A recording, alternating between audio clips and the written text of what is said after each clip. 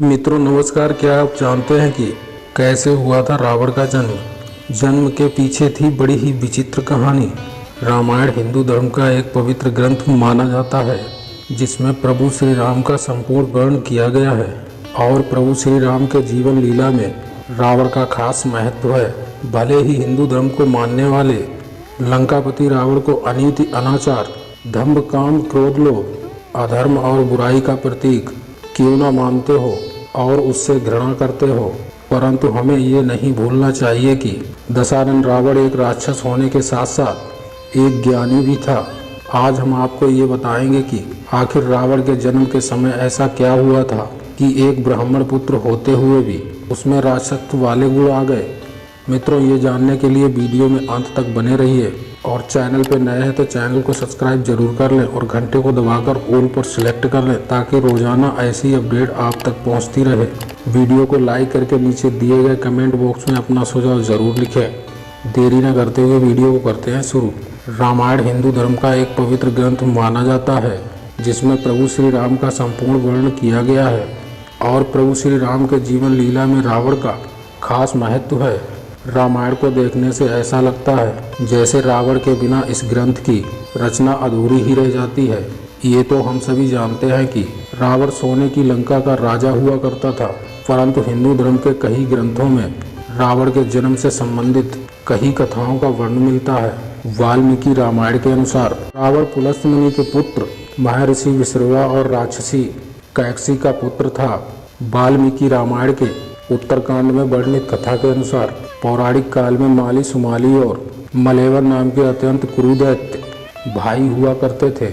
इन तीनों भाइयों ने ब्रह्मा की घोर तपस्या की जिससे प्रसन्न होकर परमपिता ब्रह्मा ने उन्हें बलशाली होने का वरदान दिया। ब्रह्मा जी से वरदान मिलने के पश्चात तीनों भाई स्वर्गलोक, पृथ्वीलोक और पाताल लोक में देवताओं सहित ऋषि मुनियों और मनुष्यों तक अत्याचार करने लगे।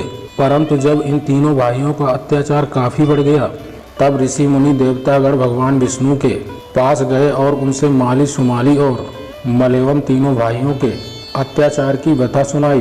तत्पश्चात भगवान विष्णु ने उन सभी से कहा कि आप सब अपने लोक जाएं और निर्भय होकर रहें। मैं इन दुष्ट राष्ट्रों का अवश्य ही विनाश करूंगा। उधर इस बात की सूचना इन तीनों भाइयों के पास पहुंची तो माली, सुमाली और मलेवन ने अपनी सेना सहित इंद्रलोक के ऊपर आक्रमण कर दिया। इसके बाद भगवान विष्णु इंद्रलोक आकर राक्षसों का नरसंहार करने लगे। भगवान विष्णु रण क्षेत्र में आने के कुछ क्षण बाद ही सेनापति माली सहित बहुत से राक्षस मारे गए और शेष लंका की ओर भाग गए। उसके बाद शेष बचे हुए राक्षस सुमाली के नेतृत्व में लंका को त्याग कर पाताल में जा बसे। युद्ध में मिली पराजय के बाद बहुत दिनों तक सुमाली और मलेवन अपने परिजनों सहित पाताल में ही छुपा रहा। एक दिन सुमाली पृथ्वी लोक घूमने आया जहां उसने कुबेर को देखा, परंतु देवताओं के भय के कारण वो वापस पाताल लोक चला गया। पाताल लोक पहुंचकर वो सोचने लगा कि हम राक्षसों को देवताओं के भय से यहाँ कितने दिनों तक छुपकर रहना पड़ेगा। ऐसा कौन सा उपाय किया जाए जिससे देवताओं पर विजय प्राप्त किया जा सके। कुछ क्षण बाद उसे कुबेर का ध्यान आया।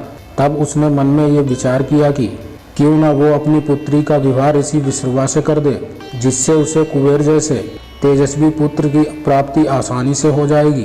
कुछ समय बाद मन में यही विचार लिए सुमाली अपनी पुत्री कैकसी के पास पहुंचा और उससे बोला, हे पुत्री, तुम विवाह के योग्य हो चुकी हो, परंतु मेरे भय की वजह से कोई भी विवाहरथी तुम्हारा हाथ मांगने मेरे पास नहीं आता। इसलिए राक्षस वंश के कल्याण के लिए मैं चाहता हूँ कि तुम परम पराक्रमी महर्षि विश्रवा के पास जाकर उनसे विवाह करो और पुत्र प्राप्त करो।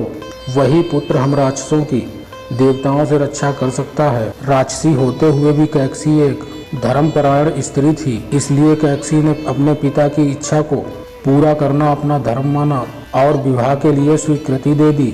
उसके बाद कैकसी ने अपने पिता को प्रणाम किया और उनसे आज्ञा लेकर महर्षि विश्रवा से मिलने पाताल लोक से पृथ्वी लोक चल पड़ी।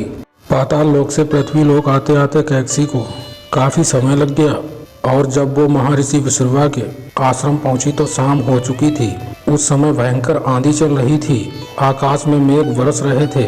आश्रम पहुंचकर कैकसी ने सबसे पहले महर्षि का चरण वंदन किया और फिर अपने मन की इच्छा बतलाई।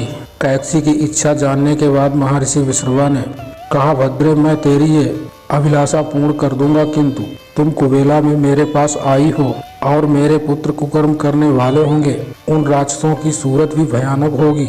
महर्षि विश्रवा के वचन सुन कैकसी उनको प्रणाम कर बोली, हे ब्राह्मण, आप कैसे ब्राह्मणवादी दौर में ऐसे दुराचारी पुत्रों की उत्पत्ति नहीं चाहती और आप मेरे ऊपर कृपा कीजिए।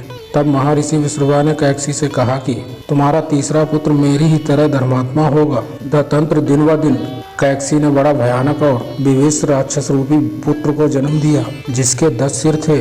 उसका शरीर काला और पहाड़ के आकार समान था। इसलिए महर्षि विश्रवा ने कैकसी के सबसे बड़े पुत्र का नाम दशगिर्व रखा, जो बाद में रावण नाम के तीनों लोक में जाना गया। उसके बाद कैकसी के गर्भ से कुंभकर्ण का जन्म हुआ। उसके समान लंबा चौड़ा कोई प्राणी नहीं था। दंतत्र बुरी सूरत की शूर्पणखा उत्पन्न हुई। सबसे पीछे कैकसी के सबसे छोटे पुत्र धर्मात्मा विभीषण ने जन्म लिया।